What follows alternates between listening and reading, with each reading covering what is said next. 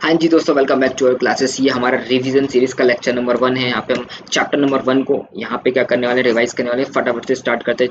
Chapter number 1 direct tax और indirect taxation का comparison देखना है। देखो, सबसे पहले मैंने दिखाया था राजू चाचा RIP। ठीक है, राजू चाचा RIP P4 हो जाएगा हमारा प्रोग्रेसिव। ये डायरेक्ट टैक्स हमारा प्रोग्रेसिव इन नेचर है, इनडायरेक्ट टैक्स हमारा रेग्रेसिव इन नेचर है। ठीक है, और ये इनकम बेस्ड टैक्स है, हमारा सप्लाई बेस्ड टैक्स है। ठीक है, और रेट, इसमें रेट डिफर करती है percent two percent. Indirect taxation में रेट कभी डिफर नहीं करती परसेंट टू परसेंट।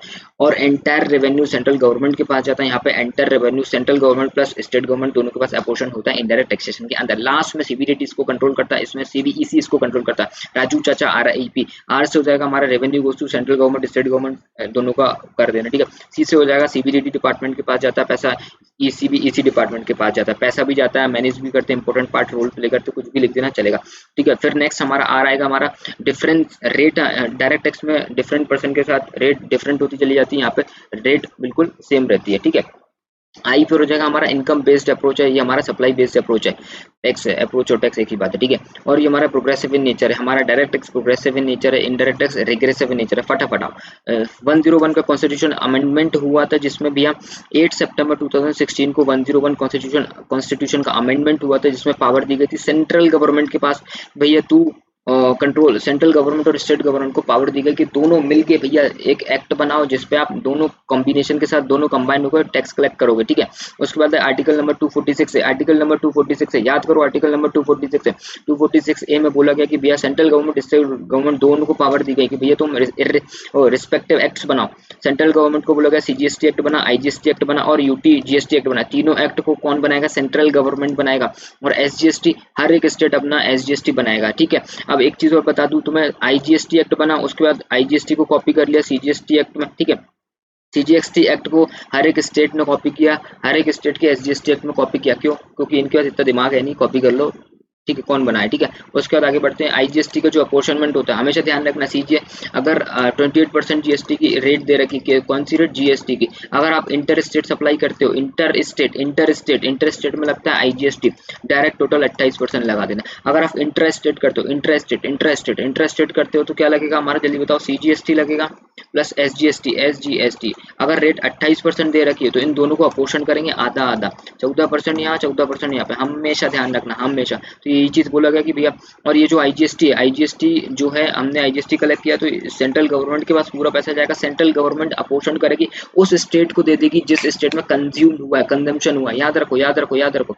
देखो ये दे रखा हुआ, सेंट्रल गवर्नमेंट और स्टेट गवर्नमेंट के पास पैसा जाएगा IGST का पैसा, और ये काम IGST करेगा। अपने को अपोर्शन करने की जरूरत नहीं, अपने को IGST लगाना है, बात खत्म करना। GST will be levied on supply of goods और सर्विस, और बोथ एल्कोहलिक लिकर को छोड़ देना। Alcoholic liquor for human consumption, इस पर GST नहीं लगता।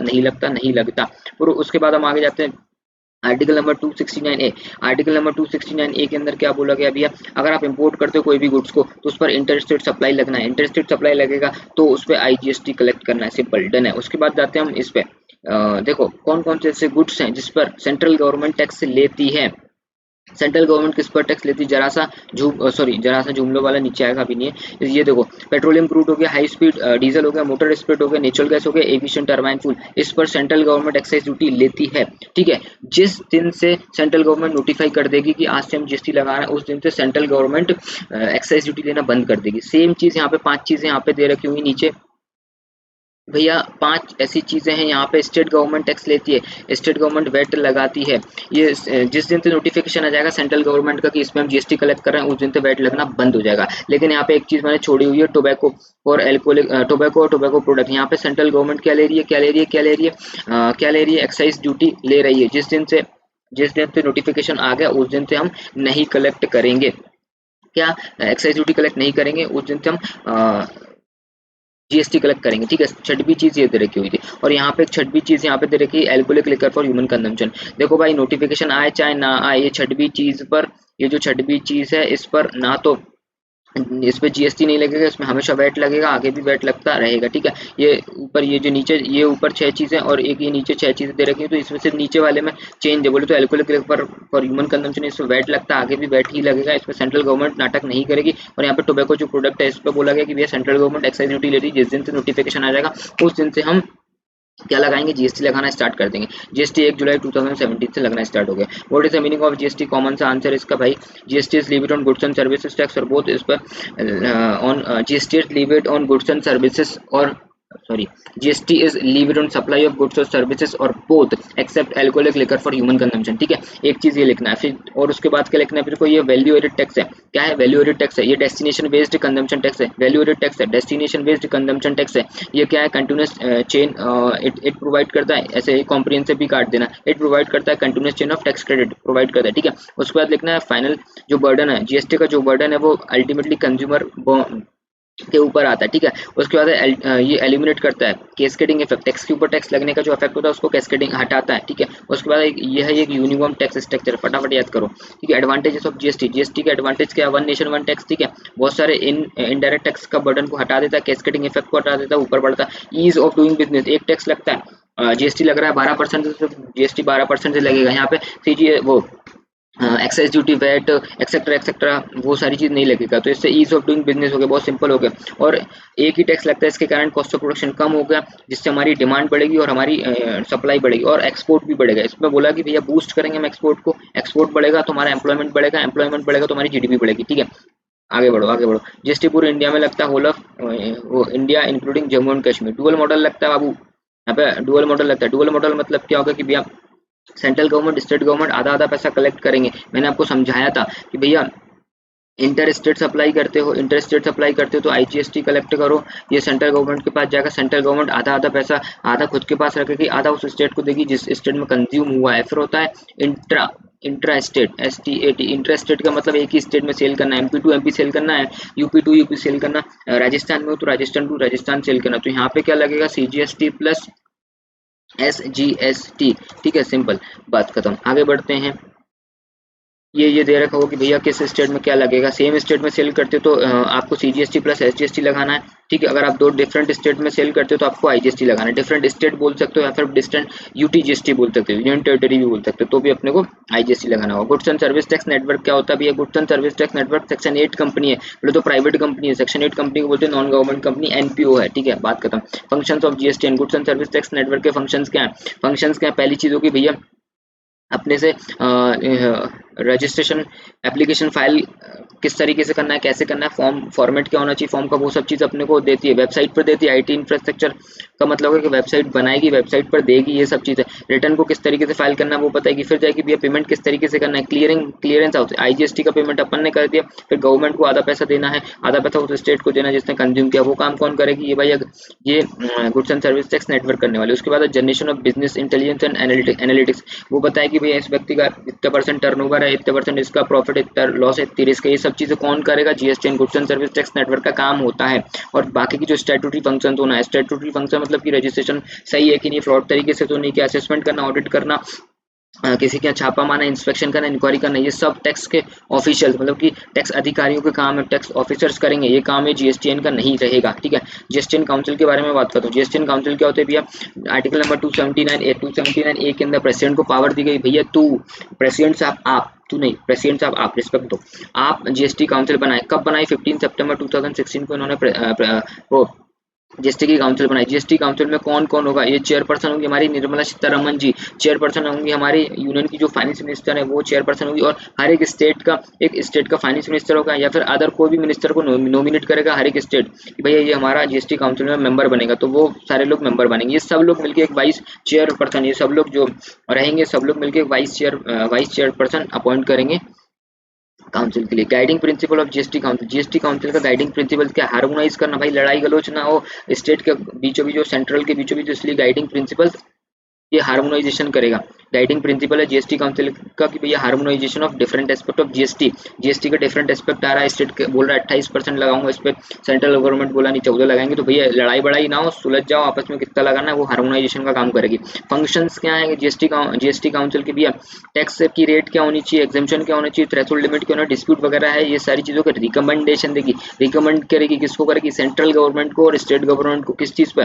कि भैया टैक्स की रेट इतनी होनी चाहिए, एग्जेम्पशन देनी चाहिए इस चीज पर, थ्रेशोल्ड लिमिट इतनी होना चाहिए। ठीक है, रूल्स रेगुलेशन ये चीज होना चाहिए। ओके, कुछ ऐसी डेफिनेशन थी टाइम पास वाली भी है। सीजीएसटी का मतलब क्या है? Central goods and service tax पूरे इंडिया पे लगेगा। एसजीएसटी मतलब state goods and services tax, सारे स्टेट्स पे लगेगा इंक्लूडिंग 2 स्टेट्स को ले लेना, 2 यूनियन टेरिटरीज लेना, सॉरी दिल्ली और पुडुचेरी यूनियन टेरिटरीज है, लेकिन इसमें क्या है, स्टेट में लेजिस्लेचर है, ये खुद कंट्रोल करती है, इसलिए इन पर एसजीएसटी और सॉरी एसजीएसटी प्लस सीजीएसटी लगेगा, इन पे यूटीजीएसटी नहीं लगेगा। और बाकी की जितने भी UTGST union territory goods and service tax act 2017, ये बाकी की सारी यूनियन टेरिटरीज पर यूटीजीएसटी लगेगा।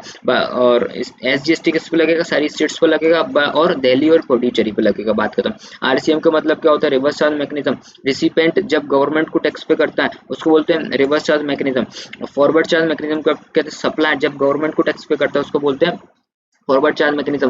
गुड्स और सर्विस की डेफिनेशन चैप्टर नंबर 2 में प्रोवाइड करूंगा मैं आपको। सप्लाई, कंटिन्यूस सप्लाई सर्विस का मतलब 3 महीने से ज्यादा मैंने किसी को सर्विसेज दी हैं और पीरियोडिक पेमेंट आता है, 15 दिन, 20 दिन, 25 दिन, पीरियड, हर पीरियड पर एक पीरियड के बाद पेमेंट आता है, तो उसको बोलते हैं हम कंटिन्यूस सप्लाई ऑफ सर्विसेज बोलेंगे। इनवर्ट सप्लाई मतलब कोई भी गुड्स जब मैं परचेज करता हूँ, इनवर्ट सप्लाई मतलब कोई भी गुड्स किसी से मैंने परचेज किया उसको बोलेंगे इनवर्ट सप्लाई। आउटवर्ड सप्लाई का मतलब किसी को मैं जब गुड्स सेल करूंगा उसको आउटवर्ड सप्लाई बोलूंगा। टैक्सेबल सप्लाई का मतलब जो सप्लाई जिस पर टैक्स लगना है उसको मैं टैक्सेबल सप्लाई बोलूंगा। नॉन टैक्सेबल सप्लाई जिस पर टैक्स नहीं लगना उसको नॉन टैक्सेबल सप्लाई बोलूंगा। एग्जाम्प्ट सप्लाई, एग्जाम्पशन चैप्टर उसमें बहुत सारी लिस्ट दे रखी हुई है, उन उस पर हम उनकी सप्लाई करने पर हम जीएसटी कलेक्ट नहीं करेंगे, उनको बोलेंगे एग्जाम्प्ट सप्लाई। या फिर बोल सकते हैं नील रेट ऑफ सप्लाई लग रही है, जैसे कि भैया नील रेट, अगर आप एक्सपोर्ट करो तो उसको नील रेट रख रही तो उसको अपन एग्जाम सप्लाई बोलेंगे। ठीक है। कैजुअल टैक्सेबल पर्सन कौन होता है? जिस व्यक्ति का फिक्स प्लेस ऑफ बिजनेस नहीं है, वो टाइम पास के लिए कुछ टाइम के लिए कोई भी गुड्स लेके आता है किसी भी स्टेट में, अपना किराए पे दुकान लेता है, रेंट पे दुकान लेता है, फिर कहीं भी कुछ सामान बेचता है और फिर वापस चला जाता है। 10 दिन, 20 दिन, 15 दिन, 90 डेज, 180 डेज तक के लिए इसको रजिस्ट्रेशन मिलता है। 180 डेज तक के लिए तू सामान बेच और तू अपने घर चला गया, तेरे कोई फिक्स प्लेस ऑफ बिजनेस नहीं है, उसको बोलेंगे casual taxable person. NRTP, non resident taxable person किसको बोलते हैं? जिस पर्सन का जो पर्सन इंडिया का नहीं, जो पर्सन सिटीजन ऑफ इंडिया नहीं, उसको नॉन रेसिडेंट टैक्सेबल पर्सन बोलते हैं। कौन कौन से टैक्सेस हैं सब्स्यूम्ड जीएसटी, कौन से टैक्सेस जीएसटी के अंदर सब्स्यूम्ड हो चुके हैं? तो ये सेंट्रल लेवल पे बोलूंगा मैं, central excise duty, additional excise duty, service tax, बाकी के काट दो, कोई दिक्कत नहीं। फिर स्टेट लेवल पे कौन कौन से टैक्सेस सब्स्यूम्ड होगा? जीएसटी आने के कारण ये टैक्स बंद होगा, हट गए, लगना बंद हो चुके। ठीक है। सेल्स टैक्स हो गया, परचेस टैक्स हो गया, लग्जरी टैक्स, ऑक्ट्रोई टैक्स और एंट्री टैक्स। ठीक है, ये टैक्स हट चुके। जीएसटी सुविधा प्रोवाइडर क्या होता है? ये भैया अपने को क्लाइंट को बोले तो जीएसटी जिसने रजिस्ट्रेशन ले रखा उसको हेल्प करता है जीएसटी का रजिस्ट्रेशन दिलाने में, जीएसटी का रिटर्न्स फाइल करने में, जीएसटी का ऑडिट कराने में, एक्सेट्रा एक्सेट्रा बहुत सारे काम करवाने में। ठीक है। तो आप इसको पढ़ सकते हो। जीएसटी सर्विस प्रोवाइडर कौन होता है? जीएसपी बोला गया इसको। जीएसपी स्टैंड फॉर जीएसटी सुविधा प्रोवाइडर, जो कि एनेबलर करता है टैक्स पेयर को कंप्लाई कर रूल्स रेगुलेशंस को फॉलो कराने में, भी इस तरीके से आपको रिटर्न फाइल करना है, इस तरीके से आपको रजिस्ट्रेशन लेना, एक्सेट्रा रूल्स रेगुलेशन फॉलो कराने में काम करता है। आपको पढ़ना है इस चीज को। और ये पूरे अपलोड इनवॉइस वगैरह अपलोड कराए जाते हैं, तो कैसे अपलोड करना है, क्या करना है, वो चीज सारी चीजें प्रोवाइड करता है। ये अपने को एप्लीकेशन भी प्रोवाइड कर देता है कि भैया इस सॉफ्टवेयर के थ्रू या फिर इस एप्लीकेशन के थ्रू आप भर सकते हो, तो सीधी सी बात है लिंक क्रिएट कर देता है। एप्लीकेशन सर्विस प्रोवाइडर क्या हो गया? ये एप्लीकेशन प्रोवाइड कर देगा कि भैया इस एप्लीकेशन के थ्रू आप सर्विस प्रोवाइडर तक डाटा पहुंचा सकते हो। तो ये चीज है। ठीक है। लास्ट में क्वेश्चन दे रखा होगा पिछले अटेम्प्टों में आओ तक भैया, ये जीएसटी क्या है भैया? कंजम्पशन बेस्ड टैक्स है भैया।